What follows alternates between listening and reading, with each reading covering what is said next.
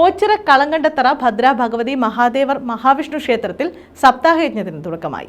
തന്ത്രി ഉണ്ണികൃഷ്ണൻ നായർ ഭദ്രദീപ പ്രതിഷ്ഠ നടത്തി. 12-ന് സമാപിക്കും. ഓച്ചിറ വലിയകുളങ്ങര കളങ്കണ്ടത്തറ ഭദ്ര ഭഗവതി മഹാദേവർ മഹാവിഷ്ണു ക്ഷേത്രത്തിലാണ് സപ്താഹയജ്ഞത്തിന് തുടക്കമായത്. ഇതോടനുബന്ധിച്ച് ക്ഷേത്രത്തിൽ കാർത്തിക രോഹിണി മഹോത്സവം നടക്കും. ഏപ്രിൽ 12-ന് ഉത്സവം സമാപിക്കും. ക്ഷേത്രതന്ത്രി ഈശ്വരൻ നമ്പൂതിരി, മേൽശാന്തി വിനുകുമാർ എന്നിവരുടെ കാർമ്മികത്വത്തിലാണ് ഉത്സവ ചടങ്ങുകൾ നടക്കുന്നത്. സപ്താഹയജ്ഞത്തിലെ യജ്ഞാചാര്യൻ ഉണ്ണികൃഷ്ണൻ നമ്പൂതിരിയാണ്.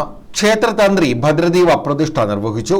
തുടർന്ന് ഭാഗവത ഗ്രന്ഥപൂജ, ഗ്രന്ഥ നമസ്കാരം, വരാഹാവതാര പാരായണം, പൂജ എന്നിവ നടത്തി. തുടർന്ന് ഭാഗവത പുരാണ സമീക്ഷയ്ക്ക് യജ്ഞാചാര്യൻ നേതൃത്വം നൽകി.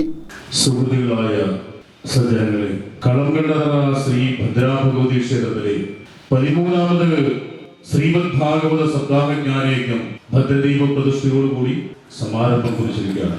ഒരു വ്യാഴവട്ടക്കാലം നമ്മൾ സപ്താഹം ആചരിച്ചു. അതിനുശേഷം 13ാമത് യജ്ഞം ഇന്ന് സമാരംഭം കുറിച്ചിരിക്കുകയാണ്. മോഹനൻ, ശ്യാം, ദേവദത്തൻ എന്നിവരാണ് ചടങ്ങുകൾക്ക് നേതൃത്വം നൽകുന്നത്. News bureau, Ochira.